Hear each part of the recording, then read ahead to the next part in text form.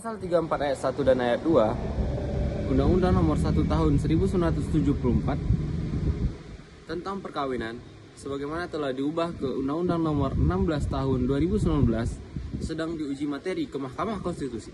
Karena apa? Karena Moratorium Laban menganggap pembagian peran di sini menurut pasal tersebut tidak lagi mencerminkan kesetaraan dalam perkawinan modern. Kepemimpinan suami lahir bersama tentang tanggung jawab dari ekonomi. Tetapi peran suami bukan hanya tentang pembagian pekerjaan atau ekonomi saja, tetapi tanggung jawab itu juga pembagian dari perlindungan terhadap istri dan anak. Padahal dari Muqasyad Syariah, tujuan utama hukum Islam itu yaitu mewujudkan kemaslahatan dan menghindarkan kemudaratan. Jika pasal 34 tadi dihapuskan tanpa adanya pengaturan baru, maka yang akan kita khawatirkan adalah melemahnya dari tanggung jawab sang suami mencari nafkah. Lalu tidak tahu siapa yang akan memimpin.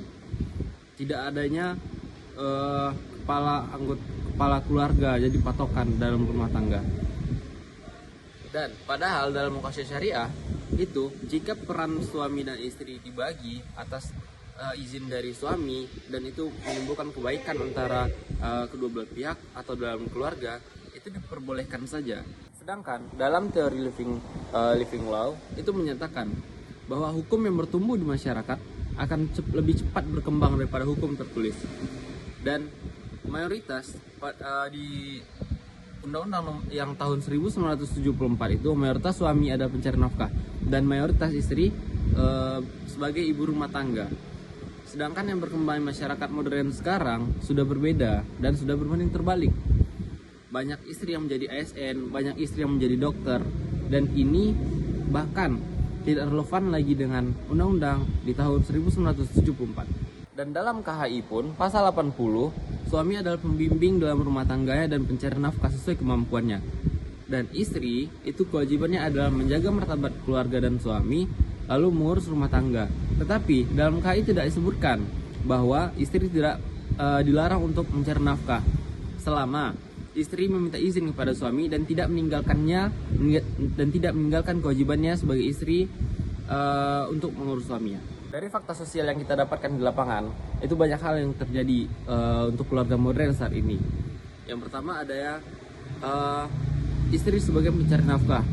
Karena kan misalkan ada suami yang meninggal, suami yang sakit, kena PHK atau penghasilan suami yang kecil, dan istri-istri tersebut banyak yang mencari pekerjaan lain untuk membantu atau menopang ekonomi keluarga.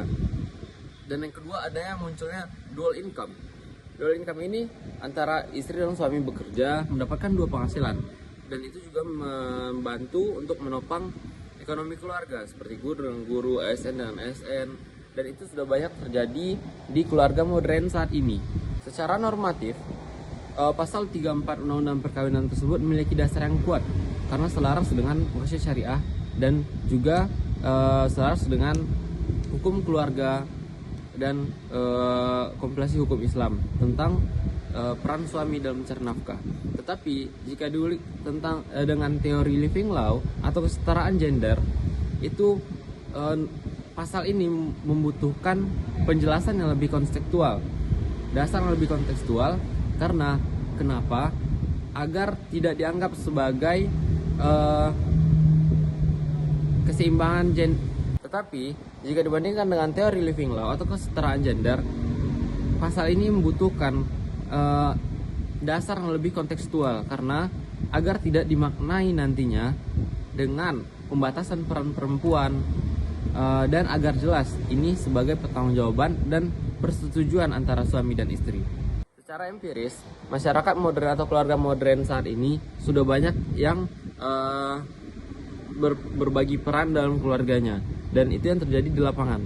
Tetapi jika diulik tentang masalah utamanya, itu bukan terjadi karena pasal 34-nya, tetapi itu pada penafsiran norma yang ada di pasal tersebut agar tetap menjamin perlindungan terhadap keluarga dan tanggung jawab masing-masing anggota keluarga.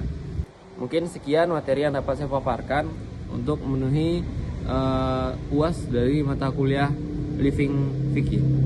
Saya Zikri dengan NIM 2313010124. Assalamualaikum warahmatullahi wabarakatuh.